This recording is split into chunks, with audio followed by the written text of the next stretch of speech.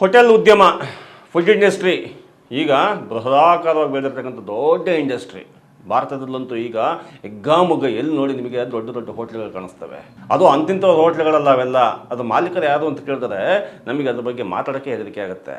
Cricket ಸ್ಟಾರ್ಗಳು, cinema ಸ್ಟಾರ್ಗಳು, ರಾಜಕಾರಣಿಗಳು, ಉದ್ಯಮಿಗಳು, ಕೊನೆಗೆ ಮಾಫಿಯಾಗಳು ರೌಡಿಸಮ್ ಮಾಡ್ತಾರಲ್ಲ, ಆ ಮಾಫಿಯಾದವರು ಕೂಡ ನಮ್ಮದು ಒಂದು ಹೋಟ್ಲ್ ಇರಲಿ ಅಂತೇಳಿ ಹೋಟ್ಲ್ ನಡೆಸ್ತಾ ಹೋಗ್ತಾರೆ. ಅಂದರೆ ಅಷ್ಟು ಯಶಸ್ವಿಯಾದಂಥ ಉದ್ಯಮ ಇವಾಗ ಫುಡ್ ಇಂಡಸ್ಟ್ರಿ, ಅಂದರೆ ದೊಡ್ಡ ದೊಡ್ಡ ಹೋಟ್ಲ್ಗಳು. ಅಂತಹ ಹೋಟ್ಲ್ಗಳಿಗೆ ಒಬ್ಬ ಈಗ ಸಿಂಹ ಸ್ವಪ್ನವಾಗಿ ಬಂದಿದ್ದಾನೆ.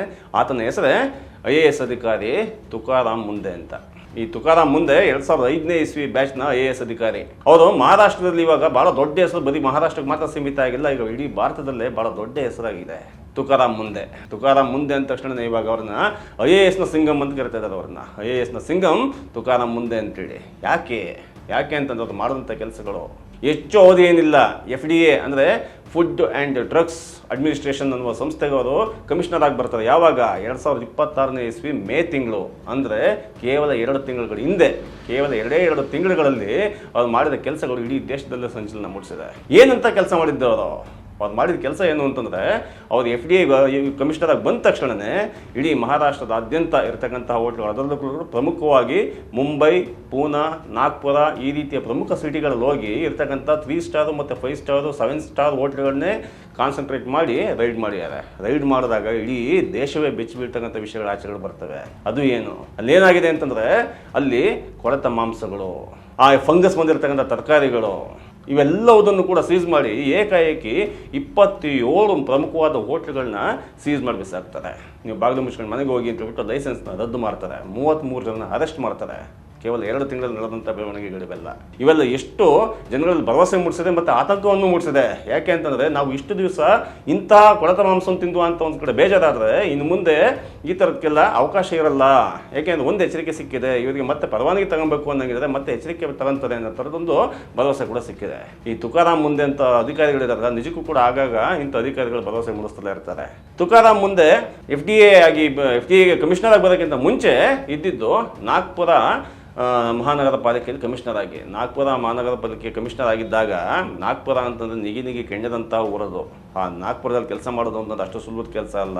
ಅಂಥದ್ರಲ್ಲಿ ಅನಾಮತ್ತಾಗಿ ಒಂದು ಕಮಿಷನರ್ ಆದ ತಕ್ಷಣ ಈ ಅನಧಿಕೃತವಾಗಿ ಇಟ್ಟಿರೋಂಥ ಕಟ್ಟಡಗಳು ಅವು ಇವು ಎಲ್ಲ ಒಂದು ಕಿತ್ತು ಬಿಸಾಡಿ ಕೆಡವಿ ಅವರು ಒಂದು ಹೊಸ ಚಾಲನೆಯನ್ನು ಕೊಟ್ಟರು. ನಾಗ್ಪುರ ಸಿಟಿ ಕ್ಲೀನ್ ಮಾಡೋದೇ ನನ್ನ ದೇವೋದ್ದೇಶ ಅಂತೇಳಿ. ಅದಾದ ನಂತರ ಅಲ್ಲಿ ಕೆಲವೇ ತಿಂಗಳಲ್ಲಿ ಕೆಲಸ ಮಾಡೋಕ್ಕಾಯಿತು. ಅಲ್ಲಿಂದ ಅವ್ರು ನೆಕ್ಸ್ಟ್ ಬಂದಿದ್ದೆ ನವಿ ಮುಂಬೈ ಟ್ರಾನ್ಸ್ಪೋರ್ಟಿಗೋಸ್ಕರ. BMTCL ನಮ್ಮ ಬೆಂಗಳೂರಲ್ಲಿ ಆ ರೀತಿ ಅಲ್ಲೊಂದು ಸಂಸ್ಥೆ ಇದೆ.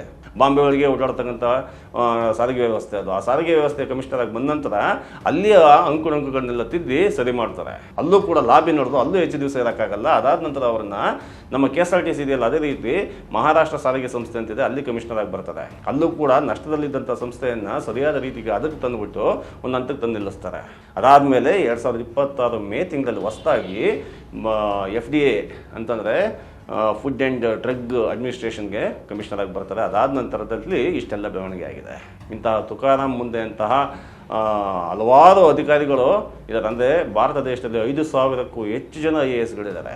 5,000 ಜನ IASಗಳಲ್ಲಿ ನಿಮಗೆ ತುಕಾರಾಮ್ ಮುಂದೆ ಅಂತಹ ಕೆಲವು ಬೆರಳೆಣಿಕೆಯಷ್ಟು ಅಧಿಕಾರಿಗಳು ಮಾತ್ರ ಈ ರೀತಿ ಕೆಲಸ ಮಾಡೋರು ಸಿಗ್ತಾರೆ. ಎಷ್ಟು ಜನ, ಒಂದೊಂದು ಜಿಲ್ಲೆಗೆ ಒಬ್ಬರು IAS ಇದ್ದಾರೆ, ಒಂದೊಂದು ಜಿಲ್ಲೆಯಲ್ಲೂ ಕೂಡ 2 IASಗಳಿದ್ದಾರೆ. ಮಹಾನಗರ ಪಾಲಿಕೆಗಳಿಗಂತೂ ನಿಮ್ಗೆ ಕೇಳೋದೇ ಬೇಕಾಗಿಲ್ಲ. ದೊಡ್ಡ ಸಿಟಿಗಳಲ್ಲಿ ಅಷ್ಟೆಲ್ಲ IASಗಳಿದ್ದು ಕೂಡ ಯಾಕೆ ನಮ್ಮ ದೇಶ ಹಿಂಗಿದೆ? ಆ್ಯಕ್ಚುಲಿ ದೇಶ ಯಾರ ಕೈಲಿದೆ ಅಂತಂದರೆ ರಾಜಕಾರಣಿಗಳ ಕೈಲಿದೆ ಅಂತ ಅಂದ್ಕೊಂಡಿದ್ದೀವಿ. ಆದರೆ ರಾಜಕಾರಣಿಗಳು ರೂಪಿಸ್ತಾರಷ್ಟೇ ಶಾಸನಗಳನ್ನು, ಆದರೆ ಕಾರ್ಯರೂಪಕ್ಕೆ ತರೋದು ಯಾರು? ಈ IASಗಳು, IPSಗಳು, IFSಗಳು. ಹಂಗಾದಾಗ ಈ IAS ಆದಂಥ ತುಕಾರಾಮ್ ಮುಂದೆ ಅಂತಹ ಕೆಲಸ ಮಾಡಿದ್ರೆ ನಮಗೆ ಒಂದಷ್ಟು ಭರವಸೆ ಮೂಡುತ್ತೆ. ಇದು ಮುಂದುವರೆದಂತೆ ಕರ್ನಾಟಕದ ವಿಚಾರಕ್ಕೆ ಬರೋದಾದರೆ ಭಾಳ ಮುಖ್ಯವಾದ ವಿಷಯ ಏನು ಅಂತಂದರೆ, ಕರ್ನಾಟಕದಲ್ಲಿ ನಾವು ಯಾವ ಹೋಟ್ಲುಗಳನ್ನು ಹೆಸರು ಕೇಳಿದ ತಕ್ಷಣ ಕಿವಿಯೆಲ್ಲ ನಿಮಿರ್ಸ್ಕೊಂಡು ಕಣ್ಣಲ್ಲಿ ರೋಮಾಂಚನ ಉಳಿಸ್ಕೊತಾ ಇದ್ವಲ್ಲ, ಅಂಥ ಹೋಟ್ಲುಗಳ ಮೇಲೆ ರೈಡ್ ಆಗಿದೆ. ಅದು ರೈಡ್ ಆಗೋದಕ್ಕೆ ಕಾರಣನೂ ಒನ್ಸ್ ಅಗೇನ್ ತುಕಾರಾಮ್ ಮುಂದೆ ಅವರೇ. ತುಕಾರಾಮ್ ಮುಂದೆ ಅವರು ಯಾವಾಗ ಮಹಾರಾಷ್ಟ್ರದಲ್ಲಿ ಅಷ್ಟು ದೊಡ್ಡ ರೈಡ್ನ ಶುರು ಮಾಡಿದ್ರು, ಕರ್ನಾಟಕದಲ್ಲೂ ಕೂಡ ಆಹಾರ ಸುರಕ್ಷತಾ ನಿಗಮ ಮಂಡಳಿ ಇದೆಯಲ್ಲ, ಅದು ಕೂಡ ಆ್ಯಕ್ಟಿವ್ ಆಗೋಯ್ತು. ಆ್ಯಕ್ಟಿವ್ ಆಗಿ ಒಂದೊಂದಷ್ಟು ಹೋಟ್ಲ್ಗಳ ಮೇಲೆ ರೈಡ್ ಮಾಡ್ತಾರೆ. ಆ ಹೋಟ್ಲ್ಗಳು ಎಷ್ಟು ಹೇಳ್ತೀವಿ ಕೇಳಿ, ನಿಮಗೆ ಅರ್ಥ ಆಗ್ತಾ ಹೋಗುತ್ತೆ ಎಂಥ ಹೋಟ್ಲ್ಗಳ ಬಗ್ಗೆ ನಾವು ಭಾಳ ಕನಸು ಕಟ್ಕೊಂಡಿದ್ವಿ ಅಂತೇಳಿ. ಲಲಿತಾ ಅಶೋಕ್ ಹೋಟ್ಲು, ಶಾಂಗ್ರಿ ಇಲ್ಲೇ Bengaluru, 4 seasons hotel, Vedanta hotel ವೈಟ್ಫೀಲ್ಡಲ್ಲಿ ಇರ್ತಕ್ಕಂಥದ್ದು, ಯಶವಂತಪುರದಲ್ಲಿ ಇರ್ತಕ್ಕಂಥ ತಾಜ್ ಹೋಟೆಲ್ಲು, ರೆಡಿಸನ್ದು ಏಟ್ರಿಯಾ ಹೋಟೆಲ್ಲು. ಏಟ್ರಿಯಾ ಹೋಟೆಲ್ ಯಾರಿಗೆ ತಾನೇ ಗೊತ್ತಿಲ್ಲ, ಎಲ್ಲರಿಗೂ ಅದನ್ನು ಗೊತ್ತಿರ್ತಕ್ಕಂಥ ಹೋಟ್ಲು. ಇಂತಹ ಹೋಟ್ಲುಗಳು ಸಾಮಾನ್ಯದವರದಂತೂ ಅಲ್ವೇ ಅಲ್ಲ. 3 ಸ್ಟಾರು 5 ಸ್ಟಾರು 7 ಸ್ಟಾರ್ ಹೋಟ್ಲುಗಳು, ಇನ್ನೂ ಸಾಕಷ್ಟು ಹೋಟ್ಲುಗಳು ಲಿಸ್ಟ್ ಇದೆ. ಮದ್ರಾಸ್ ಕೆಫೆ ಥರದವು ಇನ್ನೂ ಸುಮಾರು ಹೋಟ್ಲುಗಳ ಬಗ್ಗೆ.